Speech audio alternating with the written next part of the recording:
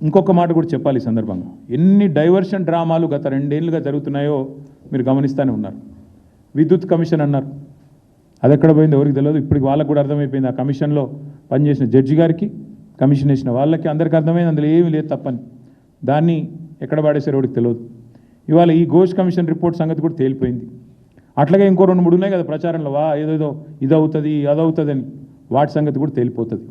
నిజం నిలకడ మీదనే తేలుతుంది, నిజం ఖచ్చితంగా నిలకడ మీద తేలుతుంది. ఇవాళ తెలంగాణ ప్రజలు అర్థం చేసుకోవాలని నేను కోరుతా ఉన్నాను.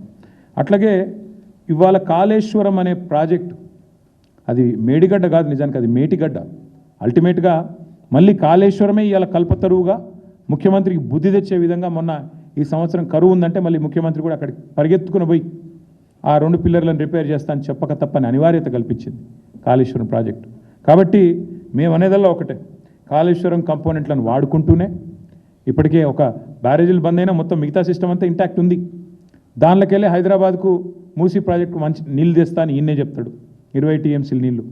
అందులోకెళ్ళే అక్కడ పక్కన ఆలేరు, అట్లాగే భువనగిరికి నీళ్ళు ఇచ్చే బస్వాపూర్కు నీళ్లు ఇక్కడి నుంచే పోతాయి, గంధమల్లకు బస్వాపూర్కు. అట్లాగే అన్నీ వాడుకుంటారు కాళేశ్వరం కంపోనెంట్లు, కానీ ప్రచారం మాత్రం కాళేశ్వరం కూలిపోయింది కూలిపోయింది కూలిపోయింది.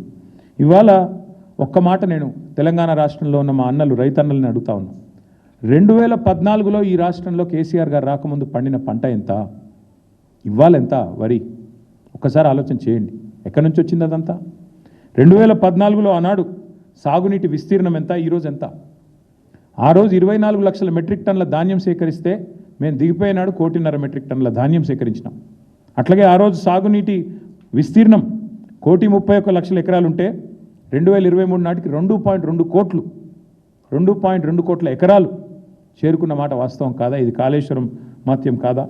అట్లాగే ఇంకా విచిత్రమైన విషయం, ఏ ప్రభుత్వం అయితే ఈ బ్యారేజ్ ఎందుకు పనికిరాదని చెప్తుందో అదే ప్రభుత్వం మరి ఈరోజు తుమ్మిడేటి నుంచి సుందిళ్లకు నీళ్ళు ఎత్తిపోస్తామని చెప్పి వాళ్ళే చెప్తా ఉన్నారంటే దీన్ని బట్టి అర్థం చేసుకోవచ్చు ఎన్ని రకాల ప్రచారాలు, ఎన్ని రకాల చిల్లర మాటలు.